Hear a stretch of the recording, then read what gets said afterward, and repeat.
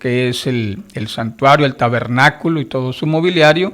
Y ahí el escritor del Éxodo, que se le atribuye a Moisés, intercala algunos temas interesantes, obviamente el Shabbat, y un tema también de los que fueron llamados para que el Señor los llenara de espíritu, de sabiduría y de ciencia para hacer todo este mobiliario que el Señor les está ordenando. Espero que estén con nosotros esta media hora y que podamos juntos aprender. Dice Éxodo 30, verso 1. Harás asimismo un altar para quemar el incienso, de madera de acacia lo harás. Su longitud será de 1 codo, su anchura de 1 codo, será cuadrado, su altura de 2 codos y sus cuernos serán de lo mismo. Y lo cubrirás de oro puro, su techo, sus paredes alrededor, sus cuernos, y le harás en derredor una cornisa de oro, 2 anillos de oro debajo de la cornisa para poner las varas, de madera de acacia, por supuesto, y bueno, esto ya sigue las indicaciones muy parecidas al resto del mobiliario que estábamos viendo, tanto lo que es el arca del pacto como es el altar del sacrificio, es prácticamente el mismo diseño, solo que el altar de incienso es más pequeño, y era precisamente para la finalidad de quemar incienso, dice el verso 7. Y Aarón quemará incienso aromático sobre él cada mañana cuando aderece las lámparas, lo quemarás. Bueno, este incienso de especias tenía prácticamente dos funciones, eran sustancias aromáticas quemadas en el altar, y una de las funciones primordiales era para contrarrestar el olor de los sacrificios que podían llegar a ser desagradables de los animales, la carne, la grasa. Entonces eso podría inundar el tabernáculo, y entonces el incienso tenía la finalidad de contrarrestar los malos olores. Pero por otro lado, las culturas antiguas también pues tenían esa cosmovisión de hacer una ofrenda a los reyes, una ofrenda que pudiera ser como algo que fuera agradable, y le quemaban incienso a los reyes, y aquí como Jehová pues está como el rey de Israel, pues había que también hacerlo en honor de él, ¿verdad? Algo que un ambiente que fuera agradable en la estancia donde el Señor se manifestaba a su pueblo. Y dice el verso 8, cuando Aarón encienda las lámparas al anochecer, quemará incienso sobre él, incienso perpetuo delante de Jehová por vuestras generaciones. Aquí nuevamente la idea de la perpetuidad, de que no era algo por única ocasión, sino que iba a ser algo que tendría que ser pasado de generación a generación en las familias sacerdotales, como ya hemos entendido, las familias de Aarón, los hijos de Aarón, de la tribu que tenía que ver con los levitas. Pero el verso 9 dice algo interesante: no ofrecerás sobre él incienso extraño, ni holocausto, ni presente, ni tampoco derramarás sobre él libación. Este altar en particular no tenía que ver con el pecado, no tenía que ver con el sacrificio de los que se hacían en el altar, que eran para diversos propósitos que ya hemos analizado. No eran ofrendas de grano, no, era simplemente incienso, única y exclusivamente.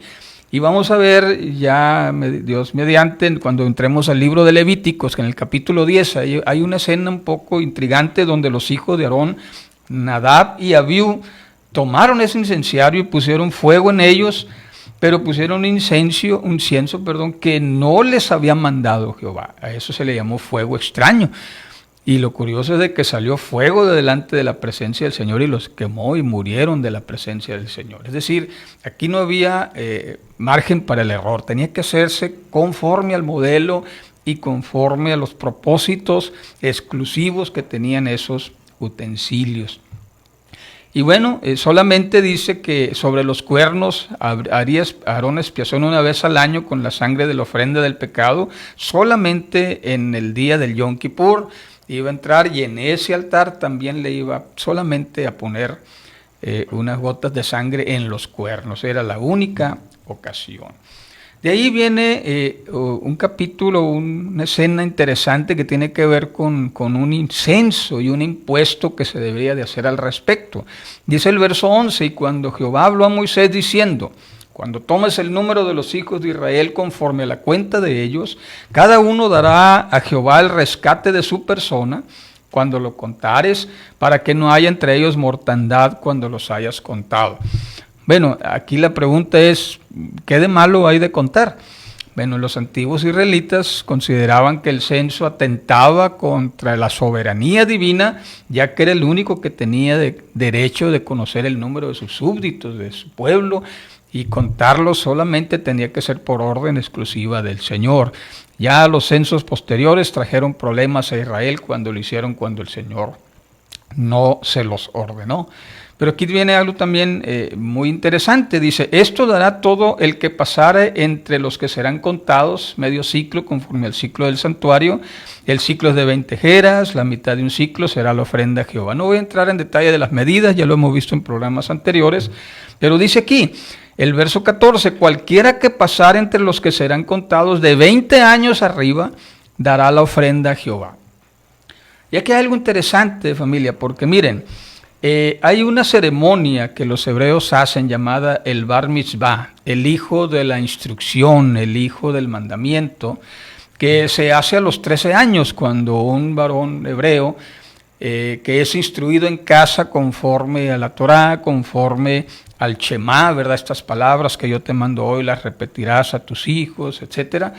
Entonces, a los 13 años tenía que presentarse al templo, y hasta la fecha sigue siendo eso algo cotidiano en ellos, y llegan y hacen como su primera aparición en el templo para hacer una lectura, se les concede una lectura del libro de la ley, y ahí entonces inicia oficialmente su periodo de instrucción de los 13 a los 20 años. Se considera que esa es la edad de la juventud donde se les tiene que instruir para convertirse en los hombres que el Señor espera que sean, los jefes de familia, los que instruyen a sus hijos, los que van a ver la perpetuidad de la continuidad de la fe de Israel. Y aquí también dice que cuando llegan a los 20 años ya se consideraban oficialmente hombres. Ya no eran niños, ya no eran jovencitos, se les consideraba hombres con responsabilidades de personas adultas. Aquí menciona una de ellas, tenían ya la responsabilidad de contribuir económicamente. Pero luego en Levítico 27 dice que también a los 20 años ya eran enlistables para las batallas, así como algo como el servicio militar, ¿no? Que aquí en nuestro país a los 18 años los varones tenemos que hacer servicio militar y se supone que estamos ahí en una lista para en caso de guerra, pues somos reclutados. Bueno, en Israel también a los 20 años, si había una guerra, los de 20 años para arriba ya no se salvaban, no iban a la batalla.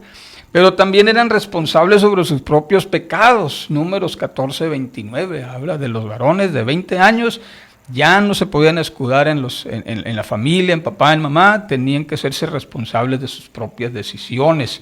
Eso era ser hombre, asimilar plenamente el rol de adulto. Y aquí, en ese contexto, lo encierra Éxodo 30:14. Cuando cumplen 20 años, son contados y luego, pero tienes la obligación de contribuir, ¿no? Bueno, el verso 15 dice, ni el rico aumentará, ni el pobre disminuirá de medio ciclo cuando dieren la ofrenda de Jehová. Bueno, nos pasamos al verso 17, la siguiente parte de este escrito. Bueno, si se fijan, está un instrumento, el altar de incienso, se intercala en el relato el censo y luego vuelve el instrumento, ahora la fuente de bronce. Y dice, habló más Jehová a Moisés diciendo, harás también una fuente de bronce con su base de bronce para lavar, y la has de poner entre el tabernáculo de la congregación y el altar, y pondrás en ella agua. Y de ella se lavarán Aarón y sus hijos, sus manos y sus pies. Bueno, la tradición rabínica dice Rashi que con la mano derecha se lavaban el pie derecho y con la mano izquierda el pie izquierdo. Eso no viene en la Biblia, pero la tradición de los escribas y rabinos, hay muchas cosas que se les venían a la mente y trataron de legislarla hasta lo más mínimo detalle, ¿no? Pero esa era la finalidad, es que cuando entraran, dice el verso 20, al tabernáculo de la congregación, se han de lavar con agua para que no mueran. Y cuando se acerquen al altar para ministrar, para quemar la ofrenda encendida para Jehová, se lavarán las manos y los pies para que no mueran, y lo tendrán por estatuto perpetuo él y su simiente por generaciones. Nuevamente este factor común, ¿no?, del estatuto perpetuo, era algo que había el Señor dejado para que se hiciera. Básicamente era el ritual de purificación de los sacerdotes antes de ofrecer sacrificios. Los sacrificios ya estuvimos viendo que eran considerados santos, se volvían kadosh, y entonces al volverse santos ellos tenían que estar preparados para presentar esa ofrenda que fuese agradable al Señor. Y bueno, y por último viene esto del aceite de la santa unción y el incienso. ¿De qué iban a hacer el aceite para el incienso y la santa unción? Habló más Jehová a Moisés diciendo, y tú has de tomar de las principales especias, fíjense el punto aquí, el común denominador, principales especias, es otra forma de decir lo más fino de las especias con que cuentan. Menciona la mirra, excelente, y la medida 500 ciclos, canela aromática la mitad, 250, cálamo aromático 250, casia 500 al peso del santuario, y de aceite de olivas un hin. Y harás de ello el aceite de la santa unción, superior ungüento según el arte del perfumista, el cual será el aceite de la unción santa. Ok, ¿qué era la mirra? La mirra era una goma que salía de un árbol medicinal que era poco conocido en esas tierras, normalmente los traían desde Arabia. La mirra, ustedes recordarán cuando llegaron los reyes y le trajeron uno de los obsequios al niño Jesús, uno de ellos traía mirra, ¿no?, y venía del oriente. Bueno, de allá se producía esa goma fragante, la mirra. La canela aromática era una especie de laurel, que principalmente, dicen los historiadores, se encontraba en una isla, la isla de Ceilán, y se extrae de la corteza exterior. Pues bueno, es algo parecido a la canela moderna, pero no es exactamente, ¿no?, la misma. Cálamo aromático es una caña dulce también de la India o de Arabia, de color morena, y es parecida a la caña común, pero es muy, muy olorosa, ¿no? Por eso decía aquí el principio, las principales especias, ¿no?, que las que despiden un aroma agradable. Y por último menciona la casia, que es también una especie de árbol como la canela, pero pues era una especie de hierba aromática, pero otros dicen que era la raíz de esa hierba. Bueno, no se ponen de acuerdo ahí los comentaristas. Y por último, claro, el aceite de oliva no podía faltar, uno de los productos claves de las tierras de Palestina. Y con ello, dice, ungirás el tabernáculo de la congregación, el arca del testimonio, la mesa, los vasos, el candelero, el altar, todo tenía que haber sido ungido con este aceite especial. Y después de este aceite, dice, los vas a consagrar y serán cosas santísimas, todo el que lo tocare en ellos será santificado. Aquí la frase es Kadosh Kadoshim. Si Kadosh ya es santo, Kadoshim es un superlativo que hace que sea muy santo, ¿no? Aquí Casiodoro de Reina lo traduce como santísimo, ¿no? O sea, es santo, santísimo. Kadosh, Kadoshim. Y todo lo que tocare en ellos, dice, eso será santo. Es el sentido. Recordemos que ya en el Nuevo Testamento se le da el sentido al Espíritu de Dios, que es el que trae la unción, y eso es la forma en que nos santificamos. Y no solamente había que santificar, es decir, ungir con ese aceite especial elaborado de esas hierbas o esos especies aromáticas, los instrumentos y el tabernáculo. También había que ungir a Aarón y a sus hijos y los iban a consagrar. Ya vimos el proceso de la consagración en el capítulo pasado, el programa pasado, usted lo puede ver ahí en la página de Facebook. Pero aquí viene la fórmula de ese aceite. Ya vimos todo el procedimiento en la cabeza, en el lóbulo derecho, en el pulgar derecho de la mano, el pulgar derecho del pie, y luego se rociaba todo con el aceite en un proceso para poder volverlos santos, ¿no? Y bueno, sin embargo, dice, no será untado sobre el hombre ni sobre otra cosa. Habría que tener mucho cuidado el uso específico que se debía de hacer. Y más adelante dice el verso 36, harás esto, el perfume, dice, de confección según el arte del perfumador, bien mezclado, puro y santo. Y aquí es donde ya prepara el escritor para el siguiente capítulo de quiénes iban a encargar de eso y qué dones o qué talentos de parte de Dios deberían de tener. No era, ya sé la fórmula, la bajé de las redes y aquí voy a hacerla. No cualquiera. Tenía que ser Aholiab y Bezaleel en inicio, y después ese oficio se fue pasando como el oficio sacerdotal.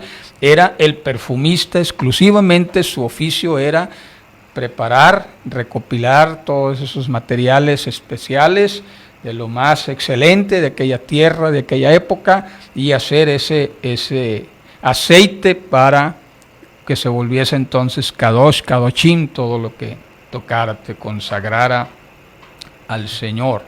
Y la idea es, dice el verso 36, porque es el lugar donde yo me encontraré contigo.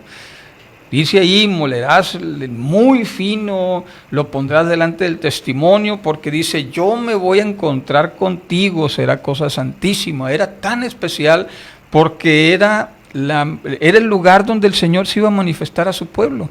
No iba a ser cualquier lugar, era el lugar santísimo, eran las cosas de los instrumentos sagrados, del lugar santo, del atrio, en una preparación, en el nivel de pureza y de santidad, y cuando se llegaba a ello, pues entonces dice el Señor, yo me encontraré contigo. Recuerden la conclusión de la semana pasada, el programa del lunes pasado, que el propósito de Dios era habitar con su pueblo, y para habitar que entre nosotros había que hacerle una habitación especial.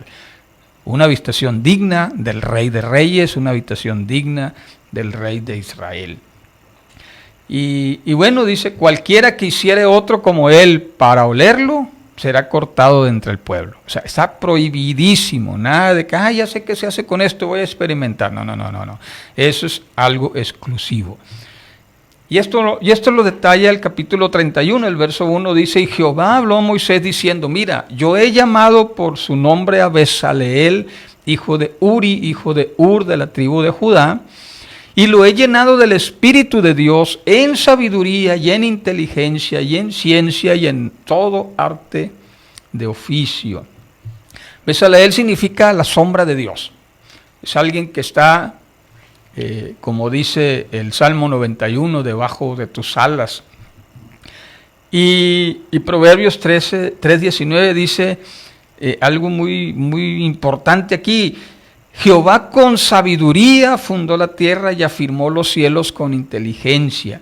Esas dos características, Jokmah para sabiduría, Tebuná para inteligencia, es lo que Dios utilizó de su esencia, de su personalidad, para formar la tierra, para fundar la tierra, y esa sabiduría y esa inteligencia divina, dice, a través de su espíritu, lo puso en estos dos hombres, que serían los perfumistas para las cosas sagradas en el lugar santo. Bueno, entonces, y dice el verso 14, para inventar diseños, para trabajar el oro, la plata, el bronce, todo artificio de piedras para los engastes, en artificio de madera para obrar en toda clase de labor.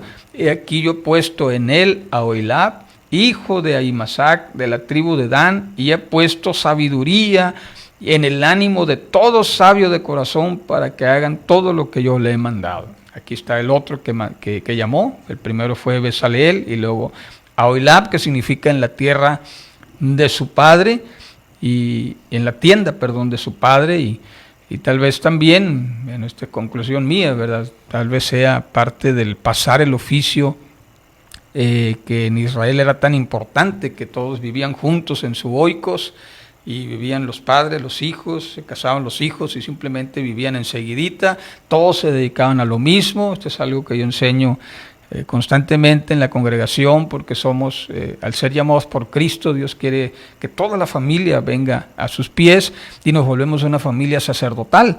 Y yo refiero esto, Jesús era carpintero, ¿verdad?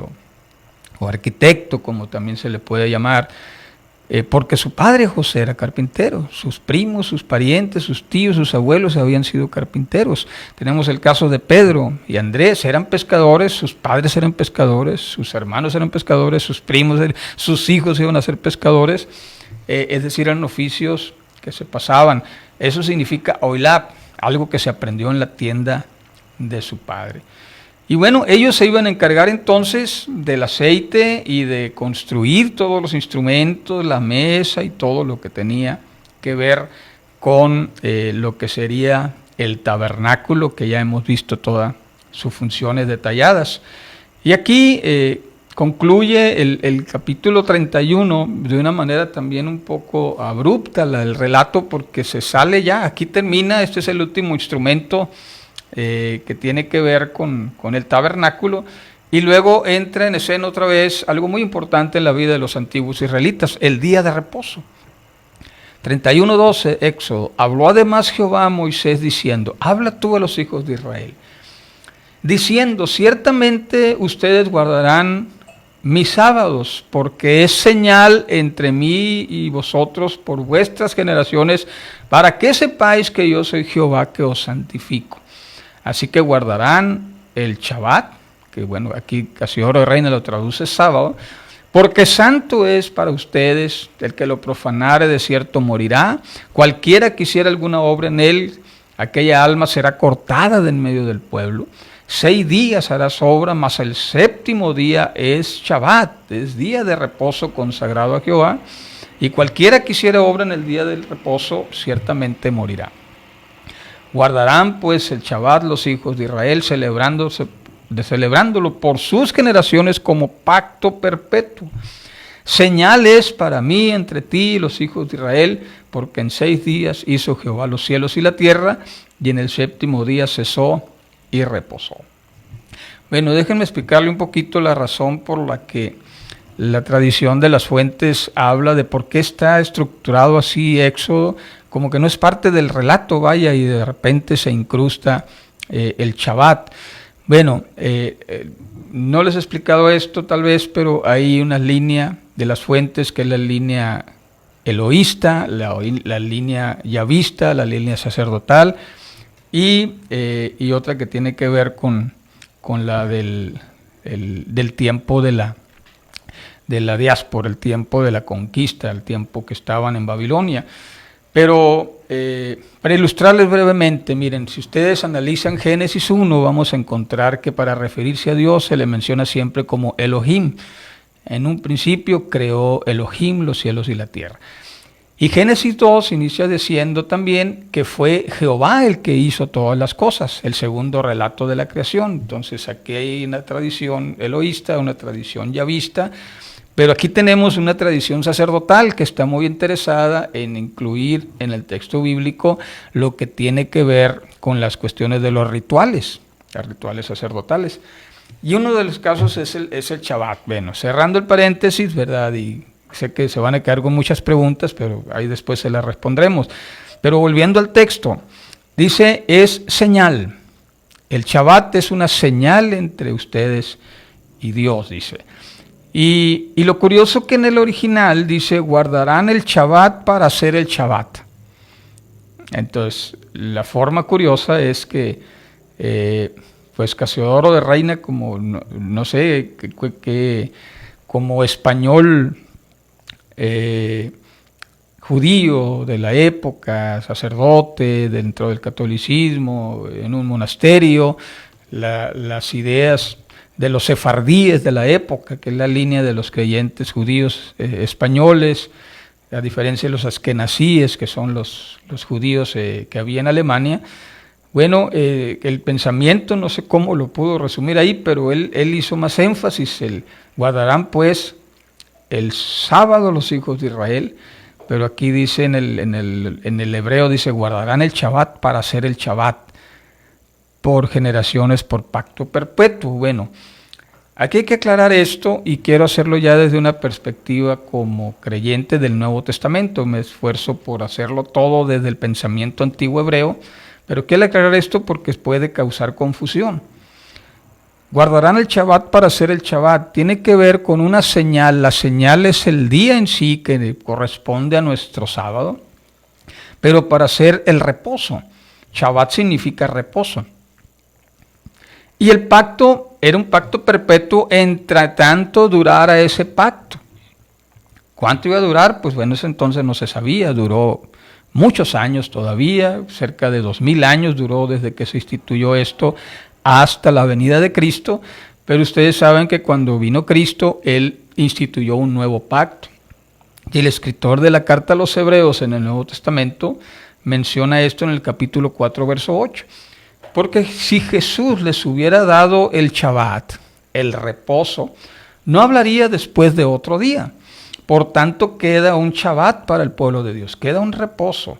Porque el que ha entrado en su reposo también ha reposado de sus obras como Dios de las suyas. Procuremos, pues, entrar en aquel reposo. Y aquí ya tenemos un problema teológico, ya no escritural, sino decir, bueno, aquí habla de un Shabbat y aquí está hablando de otro. Y que cuando entonces, si este Shabbat fuera perfecto, no hubiera necesidad del otro. Pero entonces dice que cuando viene Cristo nos hace entrar en su reposo y descansamos de nuestras obras, que las obras se tipifican con el pecado en el Nuevo Testamento, ¿verdad? Porque por las obras de la ley ningún hombre será justificado delante de Dios, y como dice también Pablo a los Efesios, ¿verdad? Que no es por obras para que nadie se gloríe. Y entonces habla de entrar en el reposo. Cuando nosotros entramos en la conversión, en el nuevo nacimiento que nos da Cristo Jesús y nos llena de su Espíritu, entonces entramos en su reposo, estamos descansados, livianitos de la carga de pecado, entramos en el Shabbat perfecto. Y entonces, como dijera también el apóstol Pablo, ya no es necesario guardar lunas, ni días de reposo, ni fiestas, porque en Cristo Jesús es el cumplimiento de la promesa. Y bueno, termino diciendo lo que dice el verso 18 del capítulo 31, que con esto termina también el capítulo. Y dio a Moisés, cuando acabó de hablar con él en el monte de Sinaí, 2 tablas del testimonio, tablas de piedra escritas con el dedo de Dios. Qué interesante hubiera sido conocer y preservar esas tablas que Dios, dice, las escribió con su dedo. Mucho se ha hablado de ellas. Bueno, más adelante vamos a ver que Moisés las quiebra y él tiene que hacer otras, ¿verdad? Ahora le dice, ahora la vas a hacer tú, le dijo el Señor. Pero eso lo vamos a ver en otro programa. Pero bueno, el idioma de Dios, ¿en qué idioma escribió Dios? ¿Se habrán preguntado ustedes eso? El siglo pasado se encontró una esfinge en Cherabit el Kadim, que son unas minas que estaban en la ruta del éxodo del pueblo de Israel cuando cruzan el mar. Y ahí los esclavos que trabajaban en esas minas de cobre de los egipcios se suman a la caravana de salvación de Moisés, y en esa esfinge se mezclan 2 culturas, porque ahí data de esa época, era una esfinge de una diosa, y muestra en la escritura jeroglífica egipcia bien identificada, y unos signos que no se sabía que eran hasta hace poco, cuando algunos personajes como Douglas Petrovich y otros empezaron a buscar cuál es la forma más antigua del hebreo, y se encontraron que era el hebreo más arcaico, en su forma más arcaica, pictográfico, y esa esfinge es de la diosa Baalat, la diosa Hathor. Era una diosa con cuerpo de res, bueno, en este caso de vaca, era un rostro de mujer y el cuerpo de una vaca, llamada la señora de la turquesa, la diosa Baalat. Y esto tiene que ver con lo que sigue en el capítulo 32, porque ustedes recordarán que cuando baja Moisés con las tablas de la ley, habían construido, ¿qué? Un becerro de oro. ¿Quién era? La diosa Baalat, Hathor, que ellos atribuían, que habían adorado en Egipcio, que habían aprendido en Egipto a adorar a esa diosa, y eso fue lo que tenían en mente cuando la edificaron. Pero lo que quiero resaltar fueron escritas con el dedo de Dios. Dios quiere comunicarse con nosotros. Lo hizo antaño y lo sigue haciendo a través de su manifestación en Cristo Jesús. Así es que, familia, pues ya se nos acabó el tiempo. Estamos aquí bien entrados, pero esperemos que nos acompañe en el próximo lunes. El próximo programa estaremos con el capítulo 32, viendo la rebelión y cómo el Señor tiene que restaurar y renovar su pacto con su pueblo. Bueno, pues bendiciones a todos los que nos escucharon. Ya no tuvimos tiempo de mandar saludos, ¿verdad? Pero un abrazo a todos, estamos muy contentos. Elías, solamente a ti, ¿verdad? Que te debo el saludo de hace mucho y es el primero que te conectas y pones. Felicidades, gracias por acompañarnos y a todos nuestros amigos y hermanos. Muchas gracias, compartan ahí para que esto siga llegando a muchas más personas. Dios les bendiga, soy el pastor Jorge Solano y muchas gracias, ¿verdad? Es un honor que estuvo Elba aquí con nosotros y Cristian en los controles nuevamente. Les amamos, familia, Dios les bendiga. Ánimo.